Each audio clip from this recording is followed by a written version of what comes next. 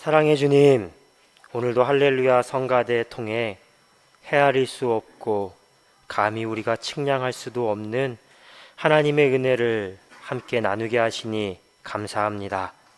다른 무엇보다도 우리가 하나님의 그 은혜를 믿고 의지하며 살아가게 하여 주시옵소서. 이제 주님 말씀 듣습니다. 주시는 말씀 통해 우리의 심령을 깨끗하게 씻어 주옵소서. 주님 쓰시기에 합당하게 모든 선한 일을 위해 귀하게 쓰임받는 그릇으로 준비되게 하여 주옵소서. 우리 구주 예수님의 이름으로 기도합니다. 아멘. 할렐루야. 네, 하나님 예배하기 위해 이 자리로 나온 모든 성도님들에게 주님 주시는 평안, 기쁨, 또 은혜가 가득 넘치기를 소망합니다. 지난 한 주 동안 날씨가 참 많이 더워졌죠. 네, 함께 나눈 말씀처럼 주변에서 하나님에게 또 이웃에게 섬김을 통해서 여름 바람처럼 시원하게 해주는 그런 삶을 사셨습니까? 네, 아무도 대답하지 않으시네요. 네, 그러면 새롭게 시작되는 한 주에 더 마음을 시원케 하는 그런 삶을 살아가시기를 축복합니다. 네, 오늘은 앞서 장로님 기도해 주신 것처럼 한국전쟁 6.25가 발발한 지 73년이 되는 날입니다. 또 남과 북의 교회가 오래전부터 민족화의 주일로 정해서 함께 기도문도 만들고 또 함께 모여 예배를 드리는 민족화의 주일이기도 합니다. 무려 73년이라는 아주 긴 세월이 흘렀습니다. 하지만 여전히 남과 북은 종전선언도 평화협정도 체결하지 못하고 있는 상황이죠. 오히려 잘 아시는 것처럼 최근의 상황은 더 심각해졌습니다. 남과 북의 교류, 대화 완전히 단절되었고요. 거친 말과 군사적인 대결로 서로를 자극하고 위협하는 데만 혈안이 되었습니다. 정말 서로를 못 잡아먹어 안달이 난 원수처럼 여기면서 지내고 있는 겁니다. 얼마 전 발생했던 공습경보는 다행히 오보였지만 실제 무력 충돌이 어딘가에서 일어난다 해도 전혀 이상하지 않은 일이라 우리가 생각할 수 있는 그런 상황입니다. 목회자요 또 신앙인으로서 저는 한국 전쟁 또 분단의 현재 상황, 이것은 우리 민족의 원죄요 또 우리가 짊어져야 할 십자가라고 생각을 합니다. 또한 한반도에서 평화와 통일을 이루어가는 일은 오늘 교회에게, 우리 그리스도인들에게 맡겨진 사명이라고 생각합니다. 그래서 요즘 소식을 들으면서 나라와 민족을 위해 기도할 때면 어떻게 해야 하나, 정말 계속 이렇게 흘러가는 건가, 어떡하지라는 생각에 절로 한숨이 터져 나옵니다. 안타까운 거죠. 어쩌다가 상황이 이렇게 됐을까라는 생각에 한숨을 내쉴 수밖에 없습니다.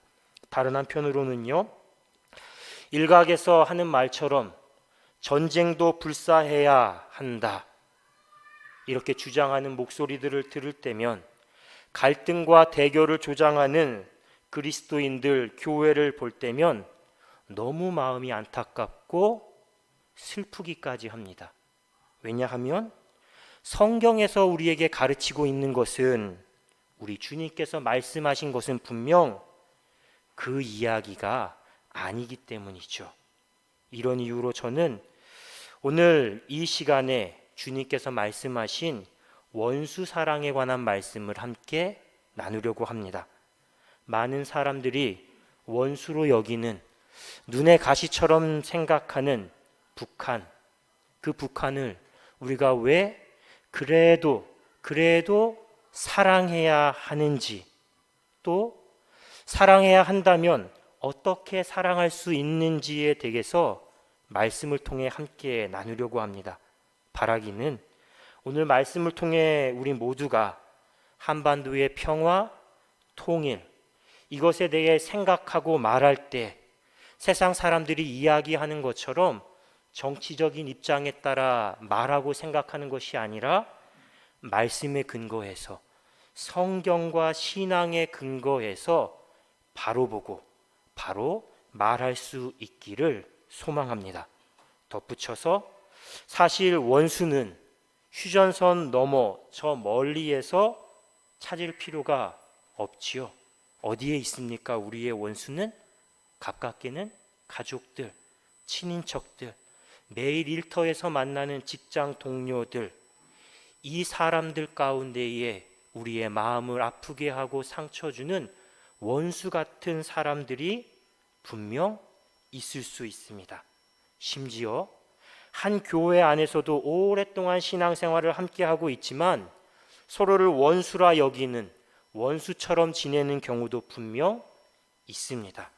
이렇듯 우리의 관계 곳곳에는 마음으로는 정말 미워 죽겠는데 안 보고 지낼 수는 없고, 그렇다고 가까이 다가가기에는 죽기보다 싫은 원수 같은 사람들이 있습니다.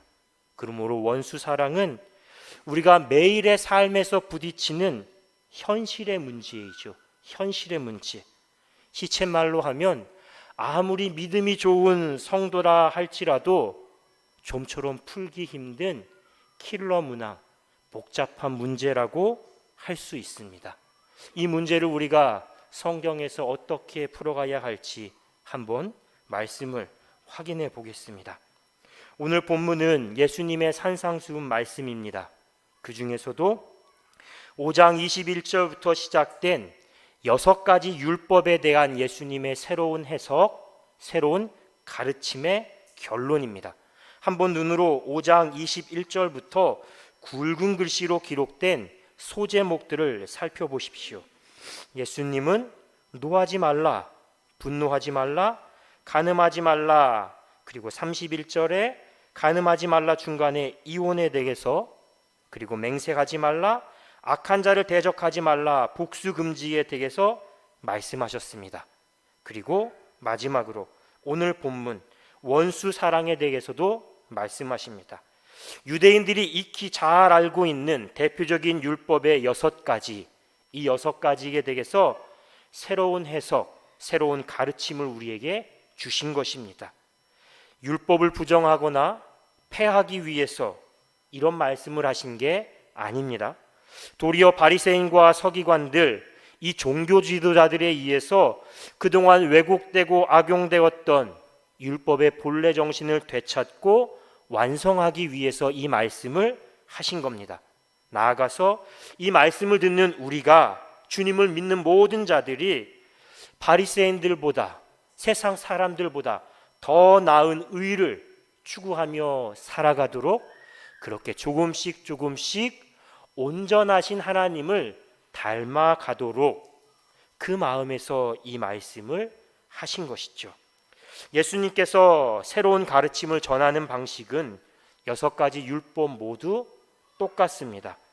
오늘 본문 43절 그리고 44절을 보시기 바랍니다.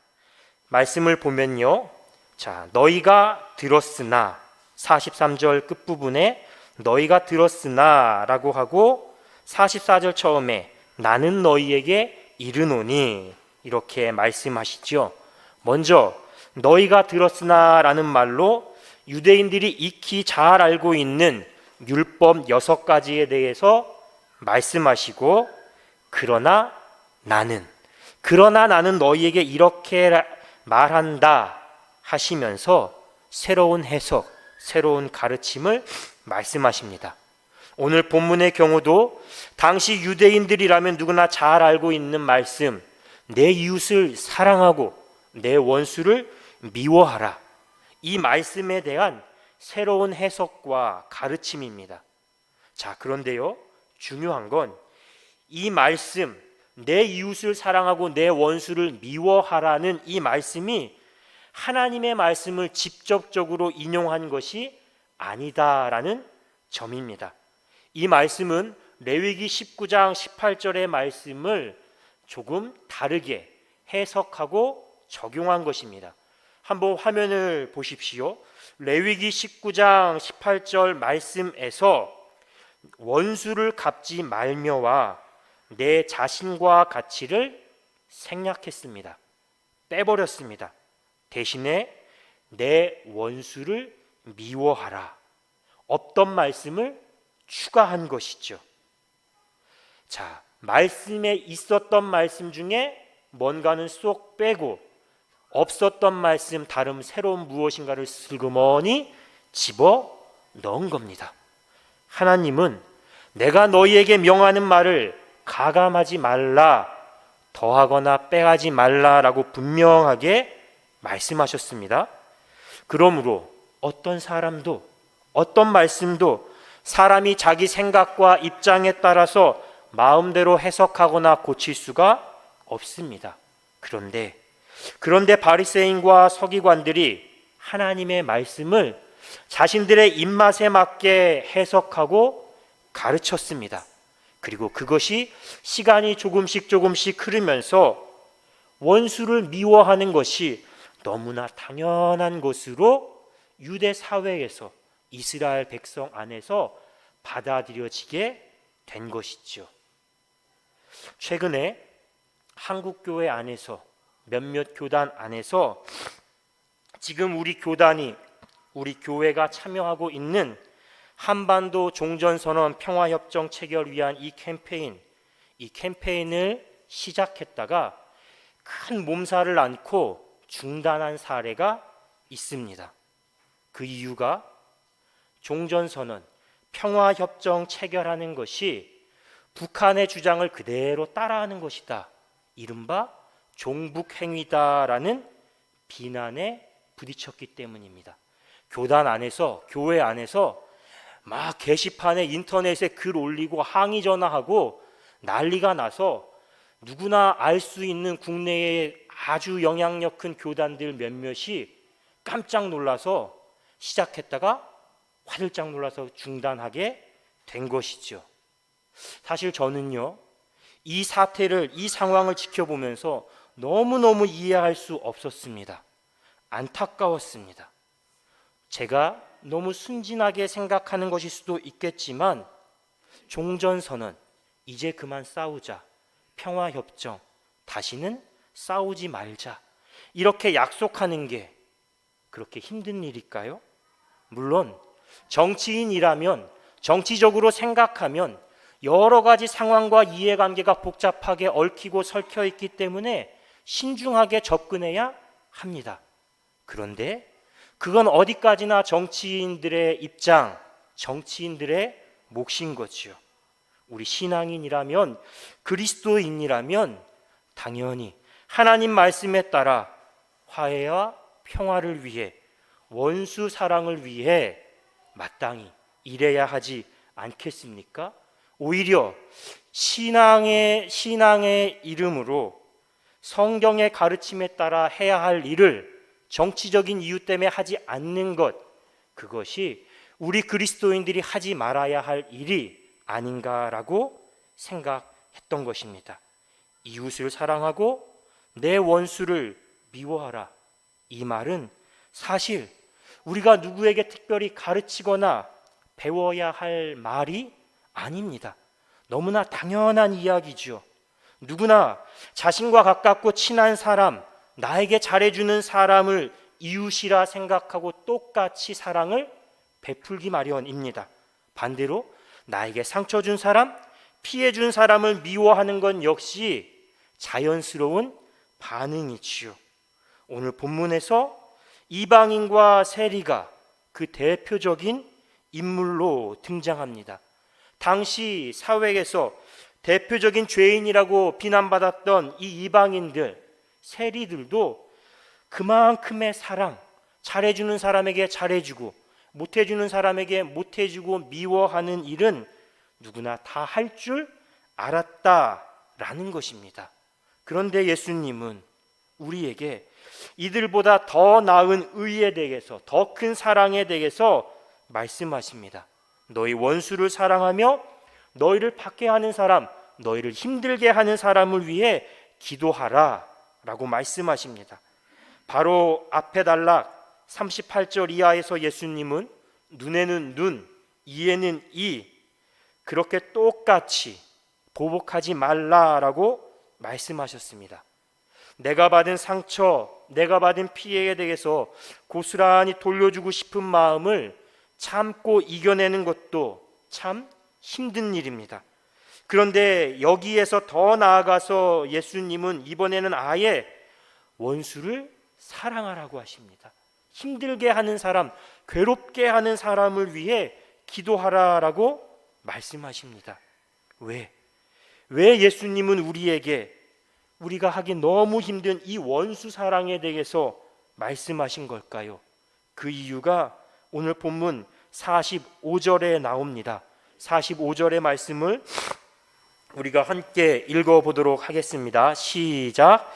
이같이 한즉 하늘에 계신 너의 아버지의 아들이 되리니 이는 하나님이 그 해를 악인과 선인에게 비추시며 비를 의로운 자와 불의한 자에게 내려 주심이라. 아멘. 이 말씀을 두 가지 측면에서 생각해 볼 수 있습니다. 먼저 우리가 원수를 사랑할 때 그때 비로소 우리가 하나님의 아들이다, 하나님의 자녀다라는 사실이 입증되기 때문입니다. 45절에 이같이 한즉, 이 이같이 한즉을 헬라어 원문이나 다른 한결 성경들은 모두가 똑같이 그래야만이라는 말로 번역합니다. 그래야만, 원수를 사랑해야만, 너를 힘들고 괴롭게 하는 사람을 위해 기도해야만 우리가 하나님의 아들, 하나님의 자녀다라는 사실이 입증된다, 증명될 수 있다라는 말씀입니다.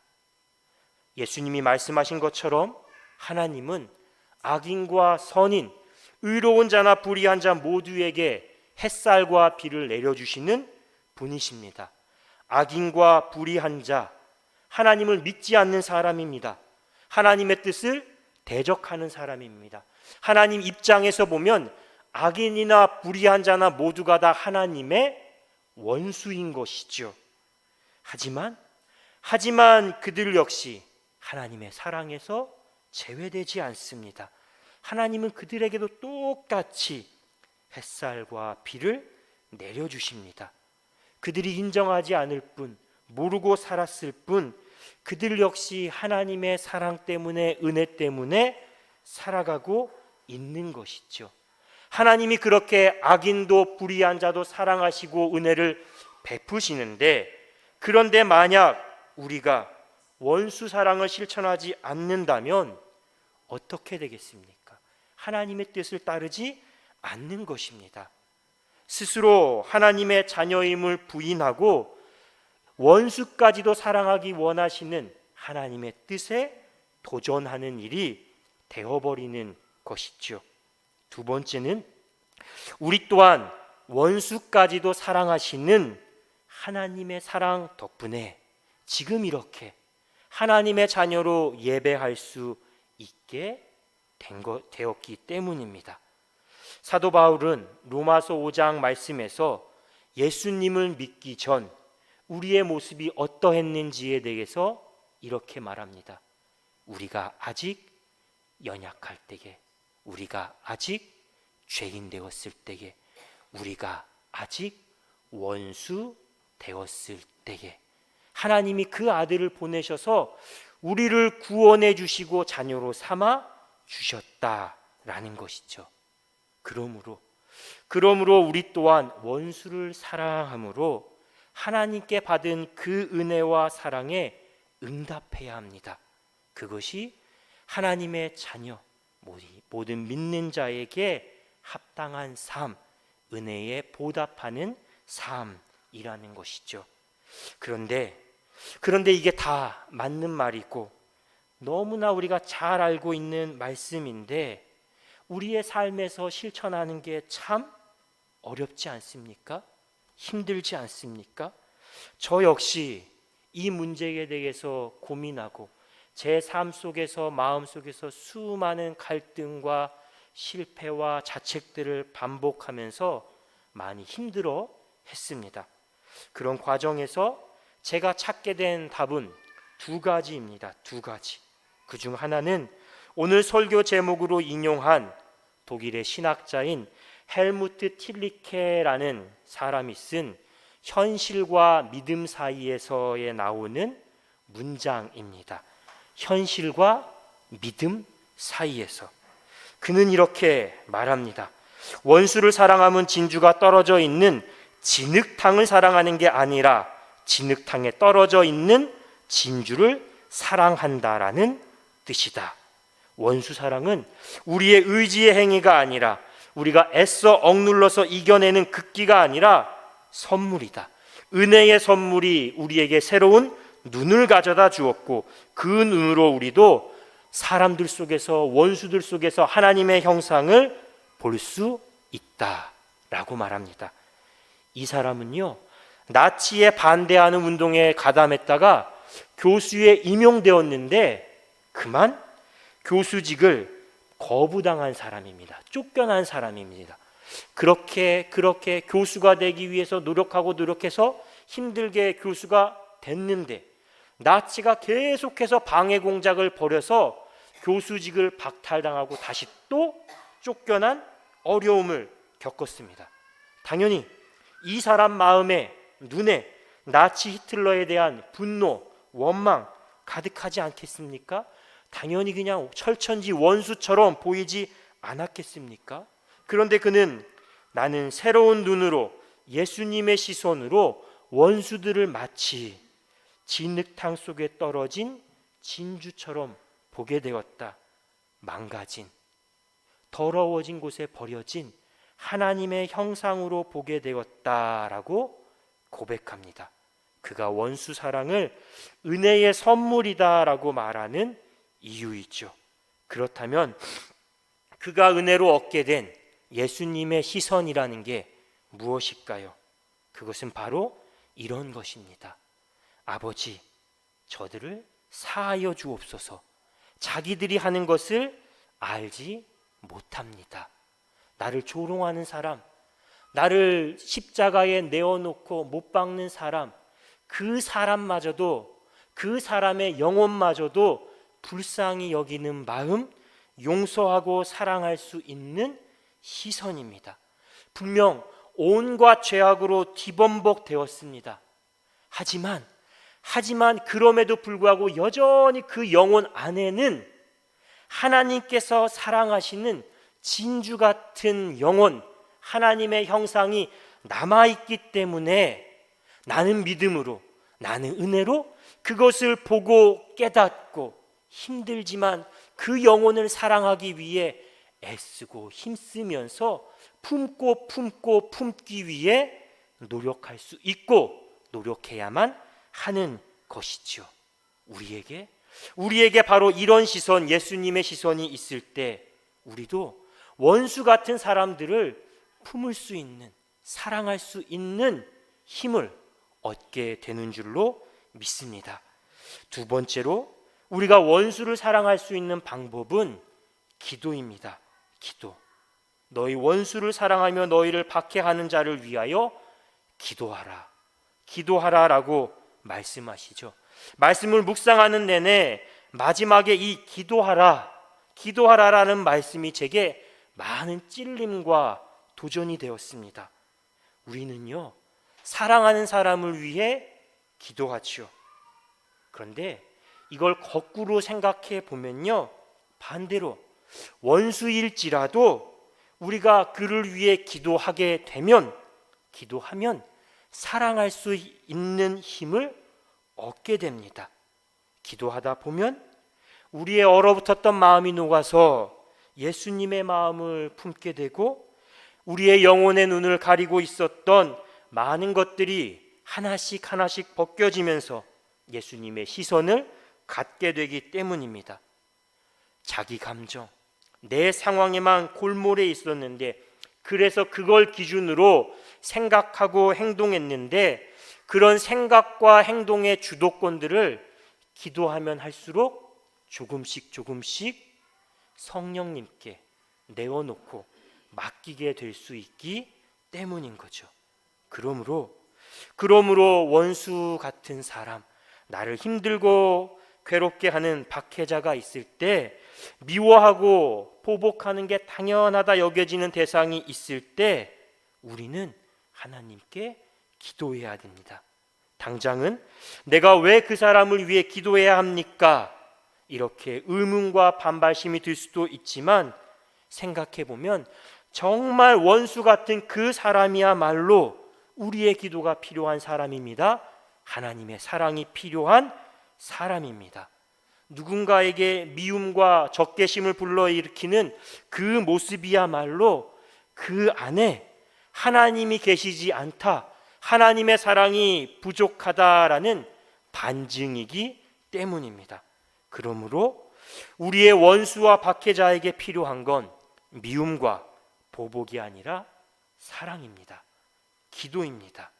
사랑하는 성도 여러분, 오늘 민족화의 주일을 맞아 원수 사랑에 대해서 함께 우리가 나눴습니다. 남과 북의 화해와 평화를 이루어가는 일, 우리에게 맡겨진 사명입니다. 하나님의 자녀요, 주님의 제자가 된 우리가 원수를 사랑하고 박해하는 자를 위해 기도하라 라는 말씀에 순종함으로 우리의 삶 속에서, 얼어붙은 이 한반도 상황 속에서 먼저 화해와 평화의 길을 만들어내고 걸어가야 합니다. 원수처럼 여기며 지내는 관계를 회복하는 것도 마찬가지입니다. 오직 사랑으로만 우리 삶 속에서 선한 변화를, 하나님의 뜻을 이룰 수 있습니다. 오직 기도를 통해서만 지치지 않고 그 길을 걸어갈 수 있는 힘을 얻을 수 있습니다. 주신 말씀 마음에 품고 우리 각자에게 맡겨진 사명 잘 감당해 나갈 수 있는 우리 모두가 되기를 주님의 이름으로 축원합니다. 침묵으로 기도하겠습니다.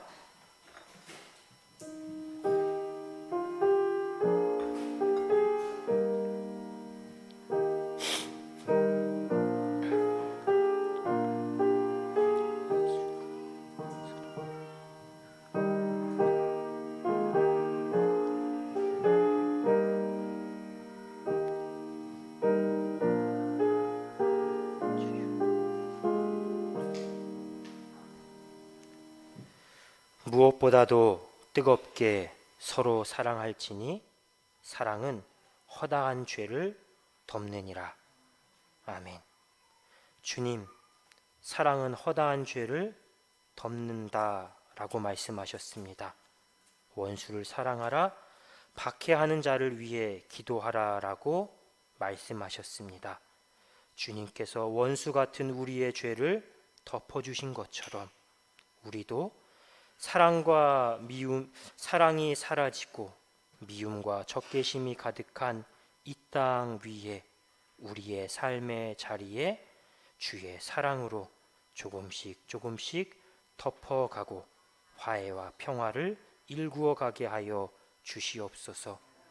참 밉지만, 참 믿고 속상하게 하는 영혼이지만 그 안에 감추어진 진주 같은 모습, 하나님의 형상 발견하게 하시고 다른 모든 것을 떠나서 그 한 가지 이유만으로도 사랑할 수 있게 하옵소서.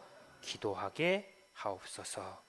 예수 그리스도의 이름으로 기도합니다. 아멘.